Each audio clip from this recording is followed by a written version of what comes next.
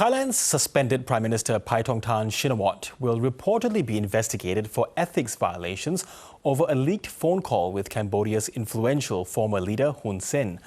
The incident triggered a major domestic backlash in the midst of a heated territorial dispute with Cambodia. Now, it comes as Cambodia announced that men will be made to serve compulsory military service from next year.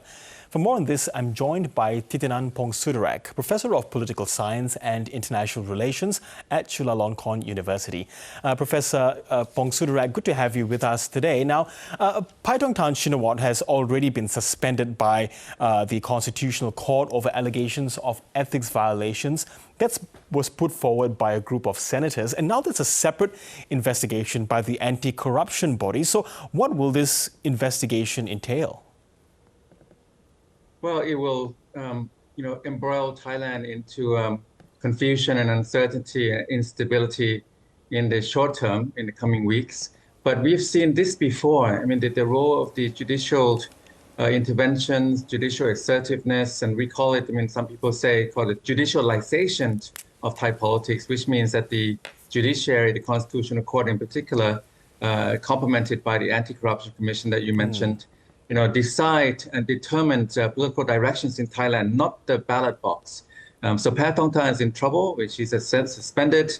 In addition to the Constitutional Court, now she has an investigation with the Anti-Corruption Commission and over an ethics charge. Now, in your country, in the constitution that was drafted during military government in Thailand, there's one clause that says you cannot behave or act or perform unethically. Now, that has become a blanket charge on many elected politicians, and she's embroiled, she's stuck with it, she's been caught with it. But, the Hun Sen case also is very damning for her. It was a self-made kind of a scandal that she disgraced herself by calling him an uncle and really kind of kowtowing to him. Yeah, so she's in a lot of trouble. Yeah, so what is the main argument here against the suspended Prime Minister Paetongtarn? Is it that the public see it as a leader that has undermined Thailand's sovereignty? She compromised. She's seen as compromising, having compromised Thailand's sovereignty, but also her position as Prime Minister. As Prime Minister of Thailand, you cannot really talk to another Prime Minister, of another country, let alone Cambodia next door, and call him an uncle. And then to say that, whatever he wants, she can do, she can fix it for him, just revert the situation on the border, restore normalcy back to before May 28, when they had a gunfight and the Cambodian soldier died. She also antagonized a Thai army commander in this, leaked conversation. She was unguarded, of course. Hun Sen is very wily and very shrewd. He recorded that secretly. But nevertheless, she should not have been in that position to allow it to happen. Yes, and given what she had said about that Thai military official there, I'm interested to know, is the military in any way perhaps also influencing what we are seeing at the moment, particularly with these allegations against Paetongtarn Shinawatra? Because the military was also instrumental in the ousting of Thaksin Shinawatra and his sister Yingluck when they were Prime Minister. Yeah, in Thailand, if you look at this particular episode, you have to put it in context of the last 20 years, really. She is number 6. Can you imagine that we've had 6 prime ministers being suspended over the last 20 years? And only one survived, and that was the military government leader and coup maker, General Prayut Chan-o-cha. All the other 5 were related to the Thaksin Shinawatra clan.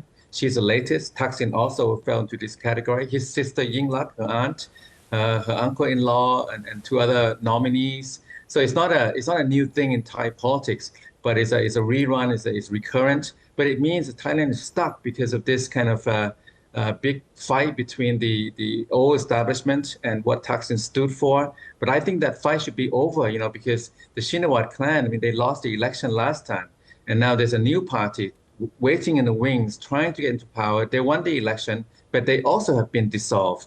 So don't let what's happening fool you. There are certain forces behind the scenes that are actually determining political directions in Thailand, not the Thai electorate. Yes, and where are those powers sort of being exerted from? Well, you mentioned the Anti-Corruption Commission investigating her for ethics. She certainly undermine her positions, but the ethics charge has been levied across the political scene against opponents of the establishment. I mean, I mentioned the party that won the election. They also face an ethics charge. And can you believe that 44 leaders of this party that won the election could be banned from politics for life? Right? I mentioned the Constitutional Court, so that's another force behind the scene. I mean, it's less subtle, it's more blatant now what's happening. And I think it's hard to hide and avoid the fact that, Thai politics is really kind of, there's some people pulling the strings behind the scenes.